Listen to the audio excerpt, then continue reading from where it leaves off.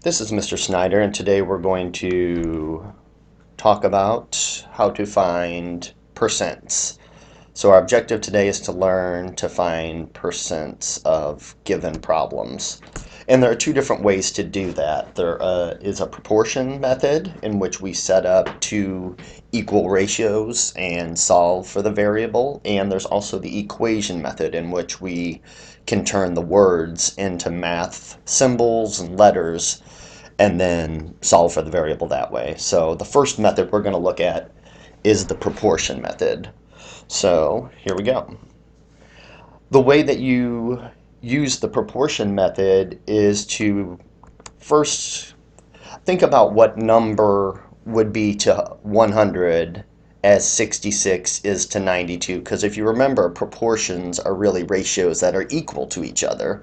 So you need to first set up two fractions.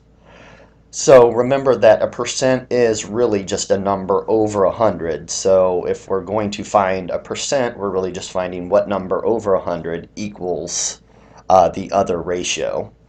And instead of part and whole for your other ratio, you can use keywords like is and of to kind of identify those numbers. Your is would always be the part, that's what goes on top, and your of would be the number that goes on the bottom. So let me show you what I mean by that. So first of all, since we are trying to find a percent, we will have a variable on top of 100. So that would simply be n over 100, or you could even use p since you're finding a percent. Remember that I said instead of looking for the part and the whole, you could kind of use is and of as your keywords to help you find those. Notice that the 66 is right next to the word is in your original problem, so that would be your top number. And 92 is next to the word of, so that would be your bottom number.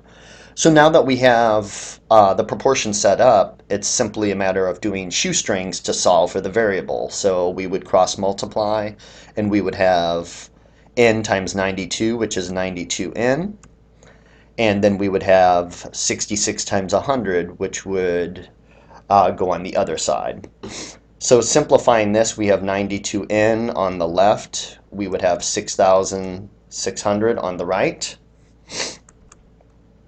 And then we could simply divide both sides by 92. So I think I lost part of that problem in the last screenshot, but one way or another, we arrived at our answer. We just simply have to finish the division to finish this problem. So you do 6,600 divided by 92, and you'd get n is approximately equal to 72. So that would be an example of the proportion method. So remember, you have your percent over 100 on one side, you have your is number, which is the part, over your of number, which is the whole thing, on the other side, and then you just use shoestrings to solve. Then you can check your answer to make sure that the proportion is reasonable, and I think that you will find that it is. So 72 over 100 really means 72%. So to finish this problem, I would use that number and put a percent sign next to it. So the answer is 72%. So the other method is the equation method, and the equation method really is just the method where you turn your words into math or math symbols. So recall that the word of in math means times, and the word is means equals. So in this particular problem, since it says what percent, since I don't know the percent, I would choose a variable. And the variable in this case would be p. Remember that the word of is going to be multiplication. So far I would have p times, and then what's the next thing in my question? The next thing would be the number 220. So p times 220 is means equals 88 would go on the other side. So here's my new equation. P times 220 equals 88. So now it's just a matter of solving for p. So you always do the inverse operation. So in this case, the opposite of multiplying by 220 would be to divide by 220. So I divide both sides. And since we have p equals 4/10, we still have to convert that to a percent. So at this point, you would swoop your decimal two places to the right and put the percent sign. So p would be equal to 40%. So 88 is 40% of 220. And you can always check to see if that is in fact the case. So is 40% of 220 going to equal 88? Well, let's go ahead and check. So remember to turn your percent to a decimal. So you have 0.40 and multiply that times 220, and if we did everything correctly, we should get 88 on the left, and we already had 88 on the right, and that's exactly what we get, so we can be sure our answer is correct. Let's do one more example of the proportion method. So remember, proportion method would be your percent over 100 on one side, and then your is over your of on the other side. So in this case, percent goes over 100 on the left, and my is number would be the top number for the right side, which is 21. My of number would be 140, so that goes on the bottom on the right. So now I have my proportion set up. So now we can go ahead and cross multiply. We'll get 140 times n on the left. We'll get 100 times 21 on the right. And multiplying those together, we get 140n times 2100.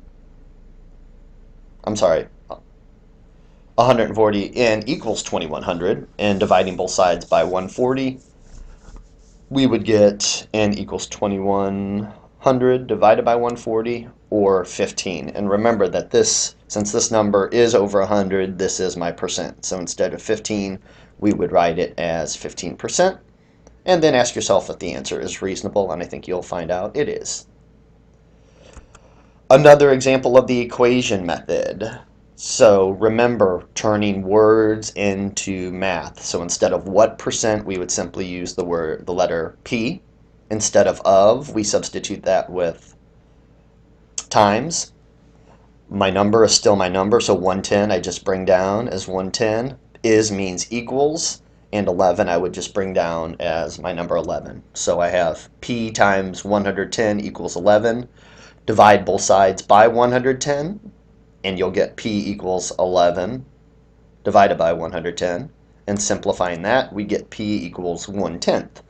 But remember, we have to still turn it into a percent, so swoop your decimal 2 places to the right, and you'll find out that your answer is 10%, so P equals 10%. So that is some examples of how to do both the equation and the proportion method. So we'll try one more on paper just so you have these, and then you'll have a few problems to do for homework. So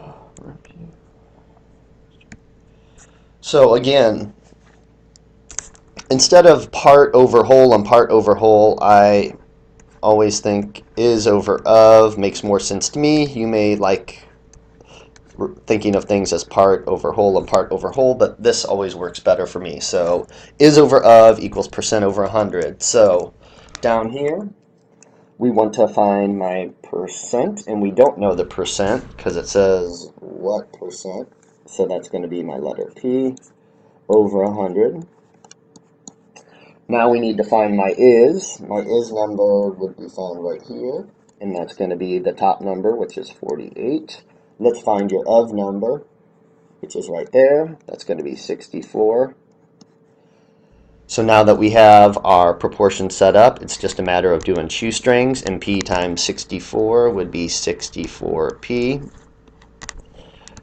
100 times 48 would simply be 4,800. And then to finish this problem, I would simply divide both sides by 64.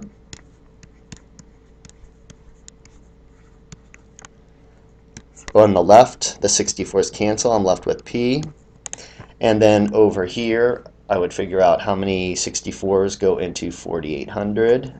And I believe the answer would be 75. So that is going to be my answer. But remember, this is my answer when I have it set up as a proportion. So 75 over 100 really means the answer is going to be 75%.